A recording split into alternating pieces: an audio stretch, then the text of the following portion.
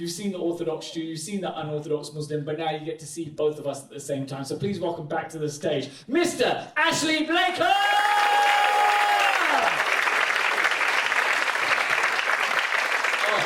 Shalom to see you. You know, we did a show in Leeds a couple of weeks ago, didn't we? And when I came out and said, Shalom to see you, they all went, nice! Let's hear a massive round of applause for the brilliant Imran Yusuf.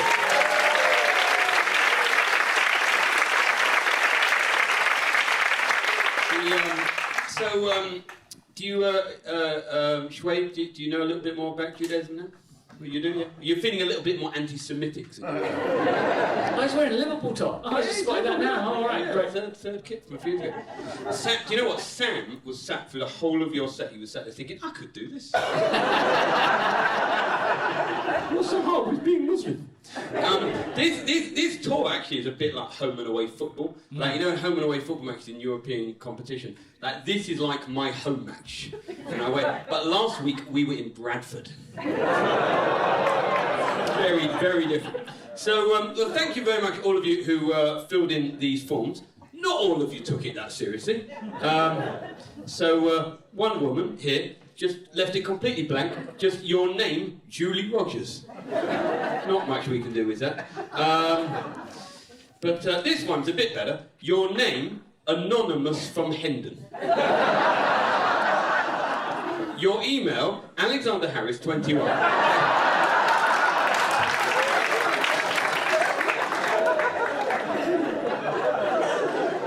That's better than anything we could write, isn't it? Yeah. So it's quite sad. So let's remind everyone of the questions we asked. So we asked you, the Bible says, thou shalt not kill and thou shalt not steal, but which 21st century transgression should be added to the list? I like this one from Karen. Thou shalt not mug people off. Yeah, that's a nice, good, like, vague, you can just accuse anybody of mugging you off. Well, I like to think that's Danny Dyer and Drag. Don't mug people off. Don't mug people off. Paul Phillips, the word Paul is, but he says, thou shalt not tweet. I like that because he kept it below 280 characters. Well, this one's a better one. Alexis says, thou shalt not go on Tinder.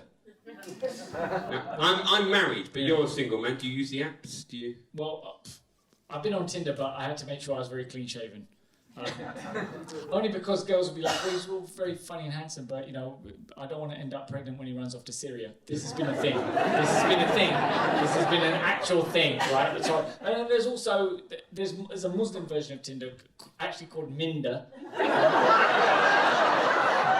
They built the app, they're like, we're just running out of ideas for them, we'll just call it Minder. Are you sure it's not called Minder? Yeah, it might explain, I don't know, why two heavily built men came around and held me for a while. I'm now imagining Dennis Waterman and George Cole. Quite suitable for a dating app, actually. I could be so good for you. If you want to be hairy, though, you need to be on Growler. Anyone know what Growler is? What? No, I'm revealing I know too much, aren't I? So Tinder is like for everyone, right? Yeah. And then you've got Minder, the Muslim Tinder, right? And then you've got Grindr, which is the gay one. And how do you know about this? This is what happens when you work with Matt Lucas. And then there's Growler, which is Tinder for bears. Not the animal. Not Yogi Bear swiping through going, Hair Bear, no. Is that meant to describe something? Yes, it's a type of... Do anyone know what I'm talking about? It's a type of gay man, a very large, hairy man. Basically, most rabbis.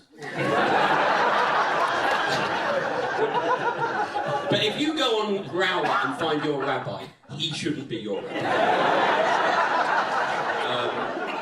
Actually, talking about dating, what's with the virgins? The 72 virgins. All right, yeah. So you've all heard the 72 virgins thing. No, we've all heard the 72 virgins. I think the Sun newspaper made it up. Like, just to wind it up, because we never heard it until, like, we go, oh, you know, Muslims believe in 72 virgins. Like, no, where is this? No, it's written nowhere in the Quran. I think it's just come out of, like, some oral tradition that's not been authenticated. And we go, yeah, if this happens, then Muslims get 72 virgins. So we don't actually believe in it, but enough people have kind of come to assume that it's true because of the tabloids for some weird reason. Like, I'd never heard of it. I never told if you kill yourself and everybody else in the process, you get rewarded by an arbitrary number of women who've never had sex. It is very arbitrary. Yeah, exactly, it's very arbitrary because like 71 wouldn't be enough. But 73 would just be one too many. You should, it's not one 72-year-old version. I mean, if it was, it would probably deter a lot of the guys. The Sun should have said that. Yeah, they should have done that. You ever been in love, by the way? A couple of times. Yeah. What happened? See, I've got it. Like I was, with Muslims and Jews, and understand that we get married. It's all that whole duty to the culture, and you're doing it for your religion and all this kind of stuff. But like, I want to marry my soulmate. Like, I believe in that. Like, I believe in that concept of a soulmate. And one day, I met somebody, and the moment I looked at her, I saw, this is how I describe it, I saw the nur in her eyes. And nur is an Arabic word for divine light. And after I saw that, I'm like, that's what I want. I need to have that. And like, you sure it wasn't a cataract? It sounds like a James Blunt song. You're beautiful. Where was it? On the tube? Where was it? It was actually on a beach holiday in Thailand. It was. So you're all thinking what I'm thinking. What was his name? Oh, I'm sorry. All right, let's move on. All right, thou shalt not conduct referendums.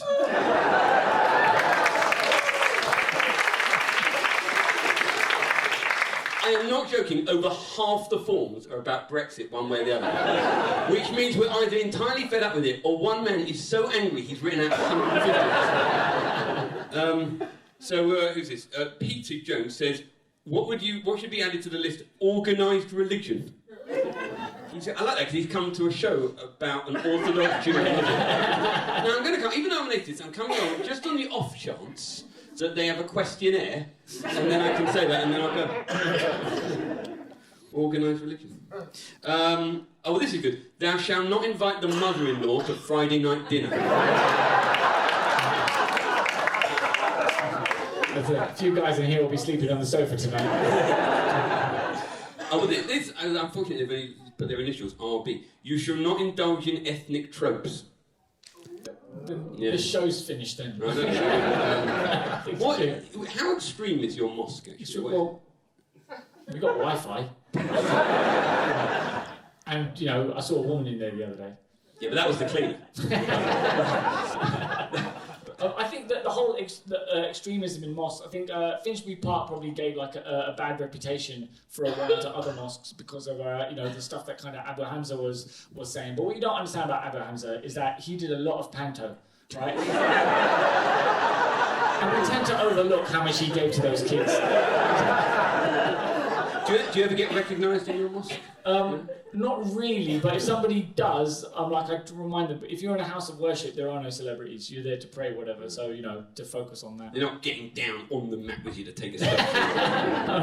Maybe somebody's already tried, I don't know. I was going to do a joke about photo bombing, then I thought better of it. Have you ever been to a synagogue? Yeah, I've been here, the Reform Synagogue. Yeah, that doesn't count.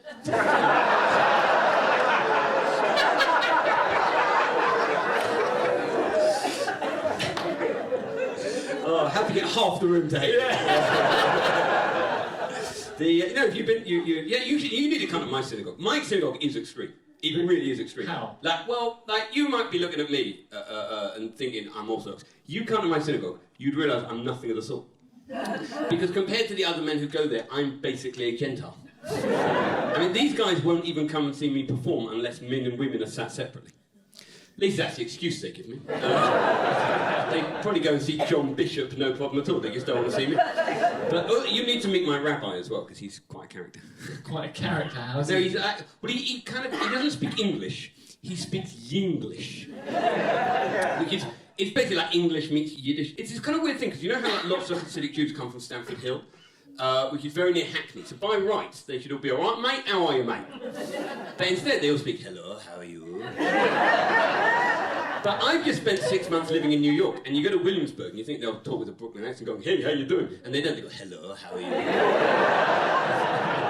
Just a worldwide thing. So I went to go and see him, right? He lives around the corner, and I've been going to synagogue for about 6 months. And I went to see him one day, and he goes, Mr. Blaker, come in. And he goes, Mr. Blaker, what is your name? And I went, Ashley Blaker. You know, what is your name? I said, Ashley Blaker. He said, no, what is your name? I said, Ashley Blaker. He said, I thought we were going to be all night. And he goes, no, what's your real name? That's just Ashley Blaker. That's just what's on your passport. That's your nickname. What's your real name? And I said to him, Ibrahim Muhammad. He didn't find it. Because he wanted my Hebrew. Do you have an English? You're not like Ian Yusuf. No.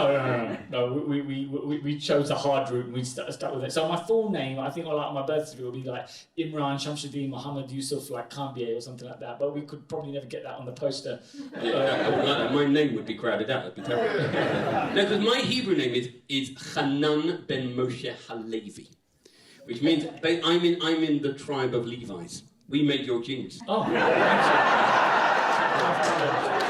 It also means when the temple is rebuilt, I'm washing hands and feet. People always say, it should be rebuilt speedily in our days. I don't want to wash feet. I'm out with it, right?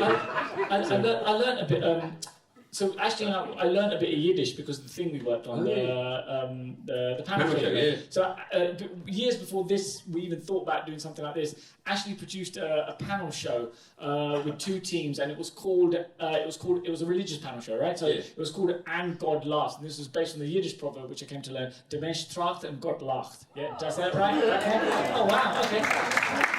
And for those of you, just in case you don't know, right, it means that man plans and God laughs. Always to remind us that no matter what effort you make in life, there's a divine machinery at work that you have no concept of and you can only really have faith in. But what I found is that Yiddish proverb, that wisdom also exists in like other cultures. I know in the Quran it's man plans and God is the best of planners, reminding you again that you've got only so much power, that God is the greatest of power. But it also goes as far back in the Hindu religion, in the Bhagavad Gita, that the highest form of devotion to God is called sattva, which is you should work hard and leave the result to God. And even as far as Japanese philosophy, in the word Nintendo. Nintendo roughly translated means that you can work hard, but in the end it's all in heaven's hands. And so I learned, all of that wisdom came out of doing the show with Ashley, and I didn't understand how the show would work and what had happened. So I didn't know Ashley that well. We know each other better now. But at the time, there's this Orthodox Jewish comedy producer asking me to be part of the show, and I'm like, okay, great, let's do it. And the host of the show is Katie Brand, who was like very devoutly Christian and very well educated in it, not so religious now, but she understands what she's talking about. And then there are 2 teams.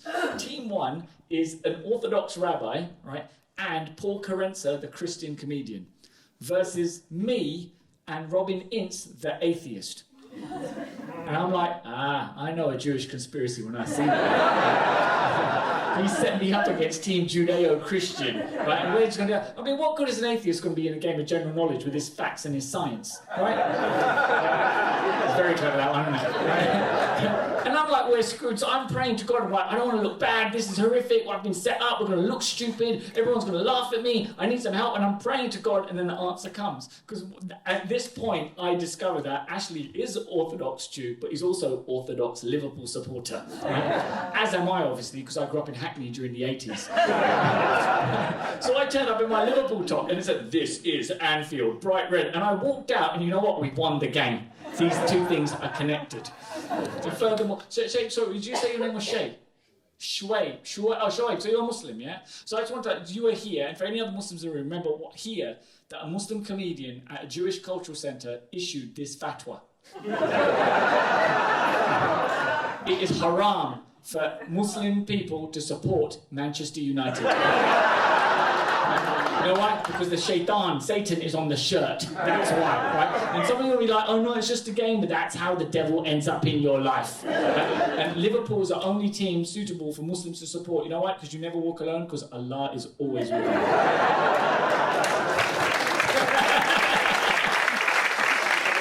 We never walk alone because there's normally an anti-Semite or Islamophobe following us. Do you remember when I first wore a Liverpool liver bird on my skull cap? Do you remember that? No. No. Didn't have one. Yeah. When I first started wearing a skull cap, my first skull cap had a liver bird on it. And I was very nervous about going to work, like wearing the skull cap, or what's going to happen, are people going to abuse me on the tube? And I'm not joking, I got far more abuse for supporting Liverpool than I ever did for being Jewish. It turns out people hate Scousers even more than they do Jews. Alright, let's just do 2 more of this question. Thou shalt not share personal info without GDPR consent. I think that's for the oversharers out there as well. You just signed it Angela, we can't Google Angela. Thou shalt not reveal spoilers. Yeah. People reveal spoilers. It's for like TV shows and stuff. Yeah. That's just, you should go to jail. I know. I'm currently working my way through the 6 o'clock news. No spoilers, because I'm still back when Angela Rippon was in it. Alright, final one of this question. This is quite strange. Brian says, cars without indicators, banned. Yeah, but you say, but don't all cars have indicators? No? Okay. Well, what are Muslim drivers like? Mostly in Ubers. I'm just getting fat,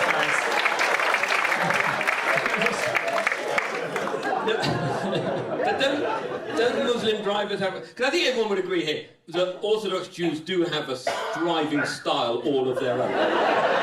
Would we agree? How? Like how? Right, I'll give you an example, right? I think we'd all agree on this, right? Let's say you're going out to Golders Green to get your meat, right? If there isn't any parking available, you don't park 5-minute walk away, you just stop your car right in the middle of the street, and as long as you put your hazard lights on, you can go in and get your meat. Do you actually do this? Oh my God! Muslims don't do this? No,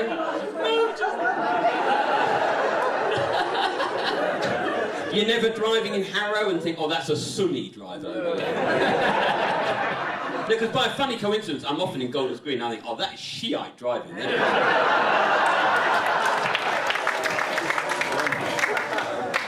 Alright, let's move on. Next question we ask. Oh, what a difficult one is. What is your best idea for peace in the Middle East? And it is a tricky question, this. But Sam says, topical one, this. Well, Jeremy Kyle needs a new project. So how could we possibly make it worse? This is just quite sad. Someone called Sam has written, create a... and then he stopped. And we'll never know. And poetic and mysterious. That could be create a new state together, but it could be create an Apple store. We will never know. We'll never know. It's so sad. It could be. So Azam writes an extraterrestrial landing.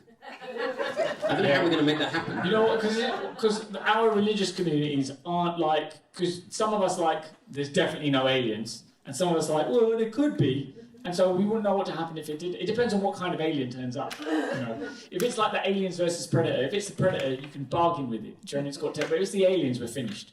I don't know, we might be all right, because in order for those chest bursts to come out, you've got to eat the egg, and it's definitely not halal or kosher, so we'll be all right. It's the life. Well, we already look like the Men in Black, so we're fine. Yeah. So these are two contrasting ones. One person who's just left his name blank has written, more weapons. It's the light in the mood at this comedy show. I know. Whereas Colin says the only weapon allowed by either side should be falafel balls.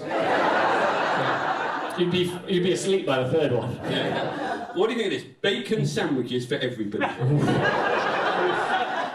So this has always really surprised me now. Like, just in case there is, because there's probably non-Jewish, non-Muslim people in here, right? And so, if anybody in here is eating bacon, just be honest. Is it better than Nando's? Like, just be honest. Anyone? Is it better? Is it better than Nando's? It's better than Nando's. Bacon is better than Nando's. What are we missing out on here, Ashley? Well, I have had Nando's. There's a kosher Nando's. Where? Yeah, there's a kosher in people are going, where?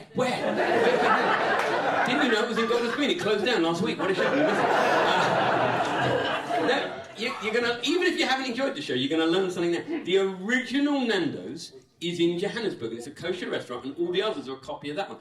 And I did a show in Johannesburg, and I said to the promoters, when I land, you're taking me straight to Nando's. And they said, but you land at 9 o'clock, you don't open till 12. I said, I don't care. And I waited outside this Nando's for 3 hours in the most dangerous city on the planet. That's how keen I wanted that Nando's. It was good. Oh, it was good. Okay. It was good. It's a long way to go back. Apparently, but I'm like, I don't want to think about it. Yeah. But we've both struggled for food on this tour, haven't we? I found when we did like Bradford, Leeds, and like when we were up north, I found we'd get back from the show really late and I'd be really hungry, but I'd order on Deliveroo, and so much is halal, so it was easy for me to be able to get food. And so but what I found is that in understanding, so I know that Muslims are allowed to, according to the Quran, Muslims are allowed to eat the food of Jews and Christians. Like, I don't know what food of Christians is. Wafers. Okay. Like Pringles. Once you pop, you can't stop. So we're allowed to eat the food of Jews and Christians, and so it's easy to eat. But what I found is, so halal is actually, nowadays, it's easy to keep. But what I've discovered is keeping kosher is far more difficult. It's far more complex than halal is. And whilst we were on tour, like I could stop in the shop and just pick stuff up and everything like this, or just get some food from a restaurant. But Ashley, he was just photosynthesizing the whole time. Like he was staring at the sun, just taking all nutrients, because you couldn't eat any of the stuff that did you eat for like those couple of days? Well, no, I also ordered Deliveroo, but the trouble was they were bringing it out from Golders Green. By the time it got up the M1 to Bradford, we'd left. All right, let's do... this is a couple more of these ones. Find a new oppressed minority to both pick on together. Is that the same question last time? And gingers. What do you think? Gingers. Are there any people red hair into that? Sorry, hello, bacon lady. Set herself up. Danielle says, best idea for peace in the Middle East, wife swap. All right, please take her back, we can have peace. Final one, because I think it's a good idea. I don't think we're going to top this one. From Yvette Shaw. She says, get the women together to sort it out. We're not going to top that one. Yeah. No. Go on then. So final questions that we asked. Which subject would you most like to see Ashley and Imran discuss? Jeremy, whatever they want. Thank you. We might create a show about that's it. Helpful, yeah. Stephen, I've got to read all 3 of these. Which 21st century transgression should be added to the list? Do not vote in Boris Johnson. What is your best idea for peace in the Middle East? Definitely not Boris Johnson. Which subject would you most like to see Ashley and Imran discuss? Boris Johnson. This is back to the food again. Which is better, kosher or halal? You've been to a kosher restaurant? I have. I've been to. I went to a few years ago. A friend of mine, a Jewish friend of mine, took me. Do you know him? Come on, how many Epsteins are there really? And he took me to the Jewish restaurant, like in North London. And when we got out of his car, we're walking towards him. He was like, "Listen, the guy who owns this place, he can be a bit funny." And I was like, "What does that mean?" He's like, "Well, we're about to find out."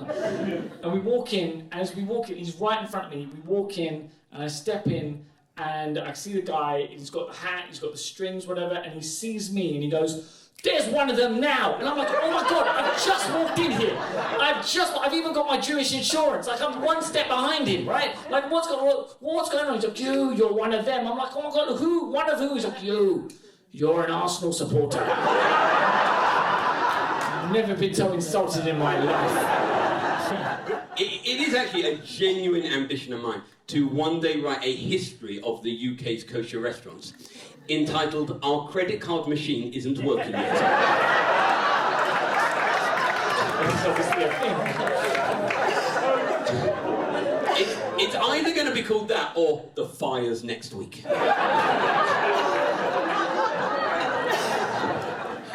It is one of the mysteries of the modern world that there have been more fires in kosher restaurants down the Golders Green Road than they've ever had in Coronation Street. If this was a soap opera, people would call it far-fetched. It wouldn't surprise me to find out there'd been a kosher restaurant on the roof of Notre Dame.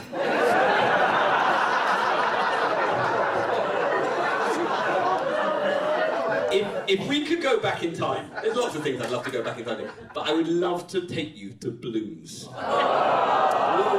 Everyone remember Bloom's? Yeah. What was this? So, there were three of them. It's an old restaurant. There was one in the East End. Yeah. There was one in Golders Green, and then there was briefly one in Edgware, run by one of the blokes off Gogglebox. And now, if ever I see Gogglebox, I get a Pavlovian desire for salt beef sandwiches. But the food was horrible. It was, and you only went there for the experience of the rudest waiters. Everyone here has been there. There was a very large Greek man with a handlebar moustache called Leon, and there was a very thin-faced Indian waiter who I think now works in a Tesco Express in Barnet. And but the funny thing was, I actually found out after it closed why they were so rude, and it was so weird. Maybe other people know this. It was, the ordering system was completely unique, right, in the history of restaurants. Because what they had was, they had this woman who was like the owner, who would sit by the door, by the kitchen, writing down everything that came out. And the reason was because the waiters bought the food off the restaurant and then sold it on to you at a profit. So if you didn't like the food and sent it back, like, he was out of pocket. So, it's like the Amazon Prime of restaurants. And like, that's why he was like hurrying you up, because he wanted the next one. But the thing is, what I love about it, it's the most Jewish idea ever.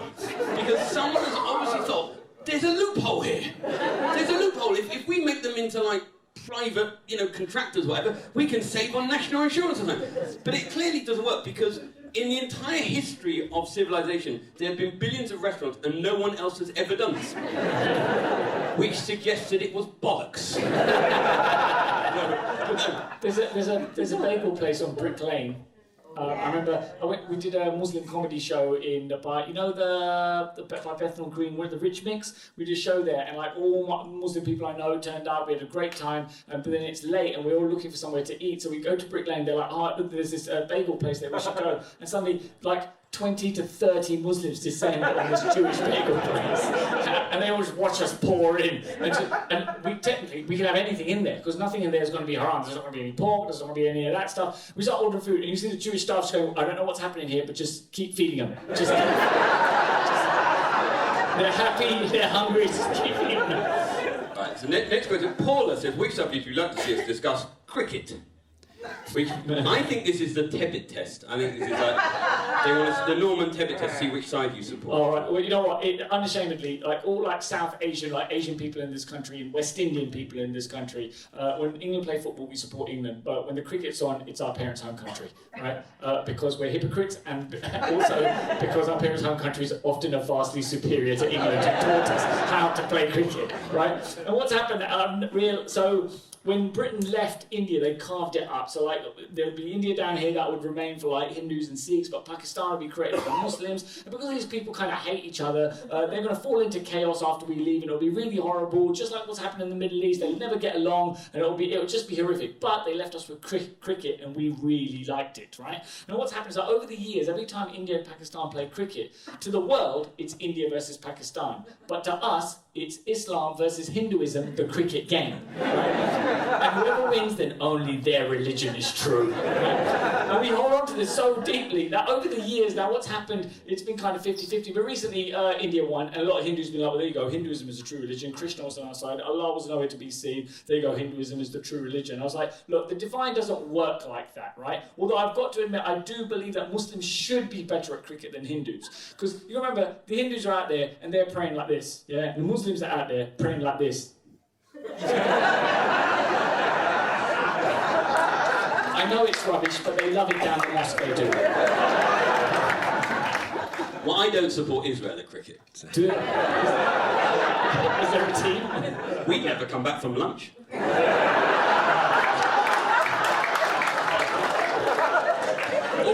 Also, one-day cricket would be fine when they play it in Israel, but when they leave Israel, it has to become 2 days.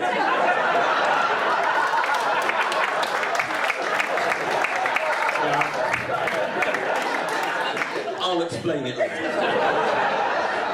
Alright, so Barbara What would you like to see Ashley and Imran discuss? Awkward sexual interactions. Well, for you, that's just shaking hands with a woman, isn't it? Do you know what's really funny? Genuinely, people... Have you ever heard, Shwade, that thing about the hole in the sheet? You've heard it? Yeah, no, people always ask me about it. People do think it's true. So, I heard people talk about this, the hole in the sheet. It's not true. But so it's not true. So... Well, I've never done it. Have you, Sam? So, but for some reason, this room, just like the 72 Virgins thing, has come about. So it's not true. It's nothing to do with Judaism. At all, right? Yeah. But now that we know that, I mean, and now that that image is in your head, don't you just want to give it a go? Someone in here tonight is going to do it. Because I don't need this sheet anymore. Dangling it in front of his lady before him. Someone's going to do it and you're going to remember this face.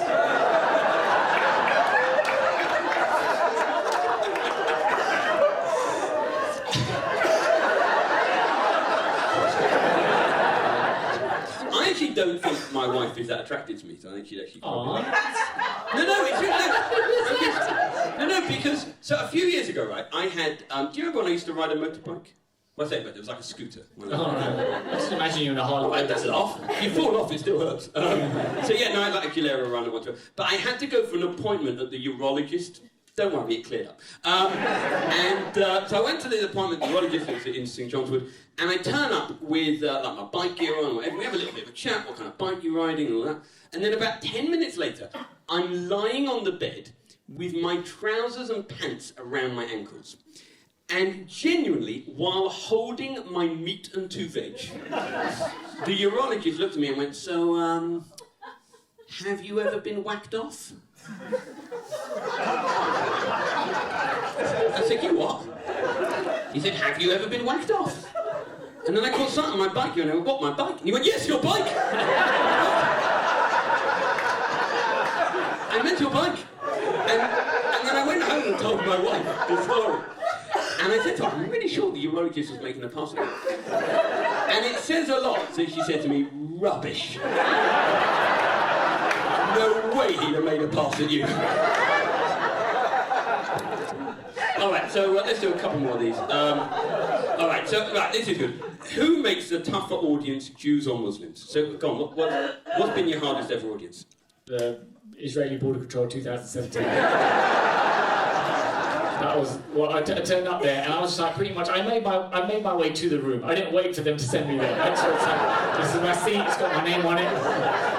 and as I walk in, the like Israeli border control guy, they get the specialist guys to come and talk to you. So I walk in and he just looks at me and goes, so Imran, I'm going to ask you some questions and then you get your passport and then you get to go. And I looked at him and I went, Inshallah. And he laughed. He laughed, he had a sense of humour about it. And as we're going through the process, he's like, so Imran, I've got my top secret Mossad file here on who you are. And like I saw that you came here in 2006 on your Umrah, yeah? You came here and you went to Jordan and you went to Saudi Arabia, to Mecca and Medina. Back then you also used to be a games tester at Sega. However, now you're a stand-up comedian. I go, yeah, that's right. He's like, yeah, I have it here on our top secret monitoring file that we have on you. What, you mean you Googled it? Right?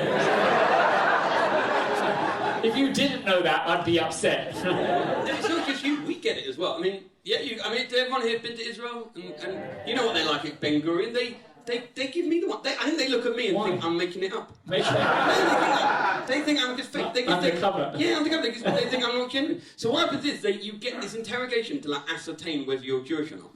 But the questions are being asked by an Israeli who isn't religious and doesn't know any of the answers himself. So they ask you questions like, so, you go to synagogue? Yes. Why?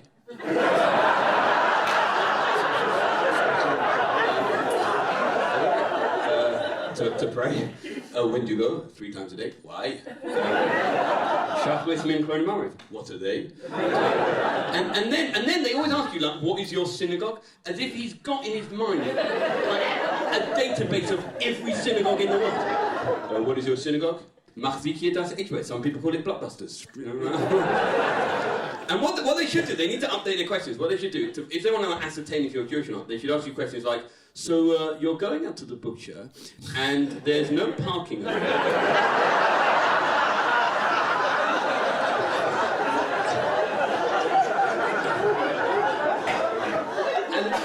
And then if you say, well, just park 5-minute walk away, they go, no, you're not really Jewish, are you?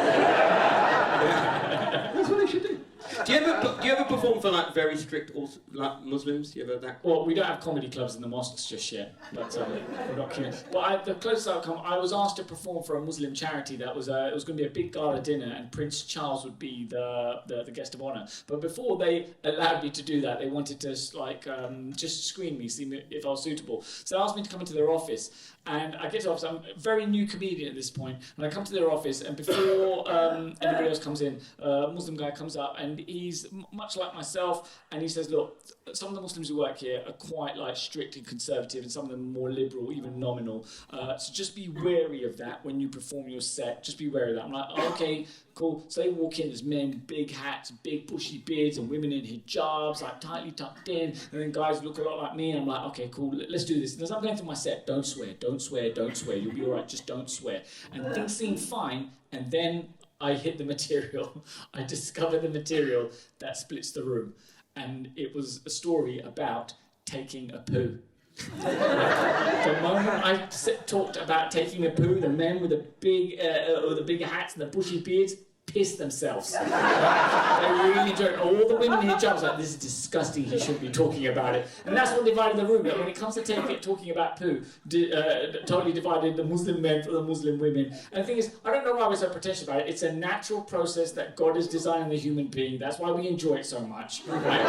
Don't act like you don't steal a quick furtive look to see how much you've left it behind before you flush it away. Right? We've all done like, I'm the champion. Right? That was it. That was the toughest Muslim audience. I tell you where you need to go, where they'd love you, Australia. Yeah, they're very bawdy there. I've just done a tour of Australia, and they're very bawdy. They're all like Crocodile Dundee. You go to a circumcision in Australia, and the baby's looking up, going, "Call that a knife?"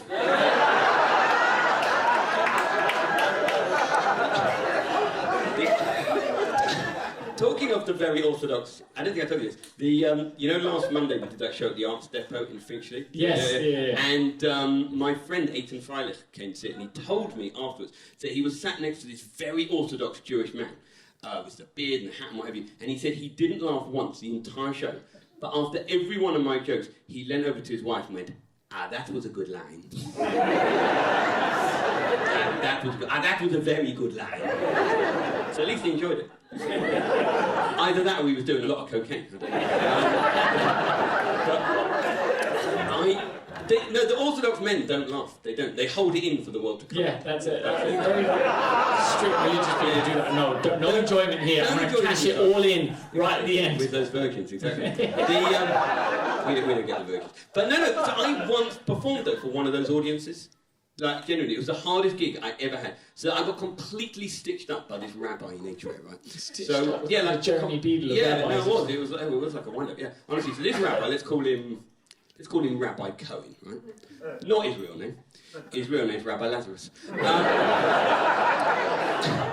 So this rabbi, he runs an organisation called the Federation of Synagogues, and all the rabbis, their different synagogues, are coming together to have a meeting. And so it's an entire group, and he says to me, "Will you come along and do some stand-up for us?" Why would I agree to this? I must have been insane, but I did. And I turned up, and it's not only all these Orthodox rabbis with the hats and whatever, you don't want to laugh, but their boss, the head rabbi, with the longest beard, was there, and no one wants to laugh in front of him because they'll seem less serious. And I don't know if anyone here remembers. Do you remember The Singing Detective? Yeah. Remember that? Do you know what that is? Oh, you're a bit younger than me. So Dennis Potter TV show, 1986. There's a brilliant scene. There's Michael Gambon has got terrible psoriasis and he's in hospital. And in the first episode, he's been greased by Joanne Wally Kilmer, and he's trying to not get an erection, and so he keeps thinking dull thoughts. He's got a play for today, a speech by Harold Wilson, an article by Bernard Levin. And it was like that. All these rabbis were sat there thinking, think Jewish thoughts, a car parked badly in Golders Green, men with plastic bags on their heads, airbrushed women in newspapers. And I got a few of them to crack, but then the head rabbi heckled me. Genuine. How?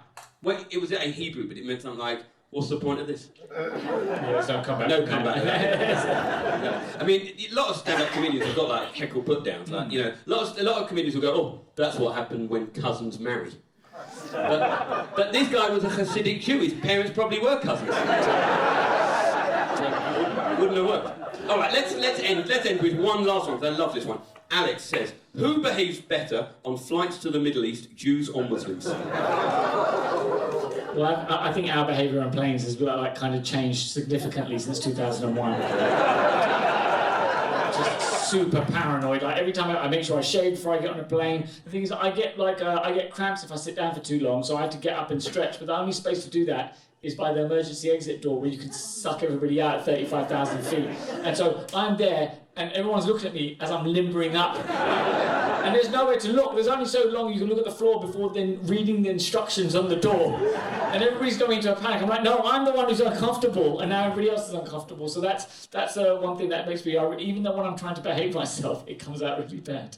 Well, sometimes people say that Jewish schools, like the Orthodox Jewish schools, don't teach the national curriculum properly and what have you. And I don't know whether that's true or not. But one thing they definitely don't teach Orthodox Jewish children in schools is the meaning of the words "one piece of hand luggage only."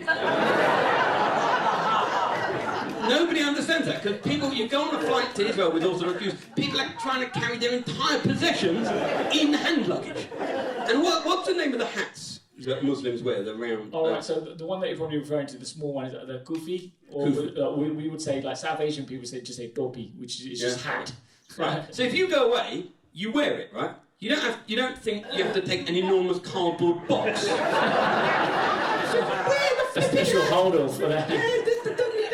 You don't need a... We went away on a Passover holiday a few years ago to Greece, and it was a charter flight, and it was entirely Orthodox Jews.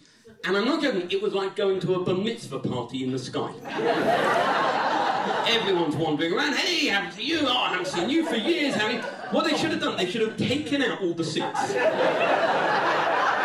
Just had one long buffet table down there. Men on one side, women on the other. And because it was like a charter flight, they didn't care, so they could let us get on there. And because everyone was milling around, swapping food. There's services going on. There's an Ashkenazi service going on there. The Sephardi people are praying there. It was absolutely nuts. I've never seen anything like it. The closest, I think, generally, Asian people generally will always take too much on the plane as well. Just like it's almost, we believe that our family back home don't have access to any of the things that we have here. So no, they don't have shops. They just don't exist. So we're going to take everything from the shops here over there. But the most hysterical thing that I've seen, I was on an Air India flight flying to Canada, and so all Indian people on the flight from India, Indian staff, and on the flight, and it takes off, and we're like this, I'm 45-degree angle, holding onto the seat, my seatbelt on, and as I'm sat there like this auntie starts walking up the aisle like that, really old woman, and the staff are banging, "Please, auntie, sit down." She's like, "I'm going to toilet," right? Just don't care about rules, none at all. We need to go on the flight together. Our auntie and our Orthodox Jews. We could be doing this all night, but everyone's got homes to go to. Yeah. So, a few things though we need to say before we go. Firstly, a very big thank you to everyone at JW3 for hosting us the last couple of days.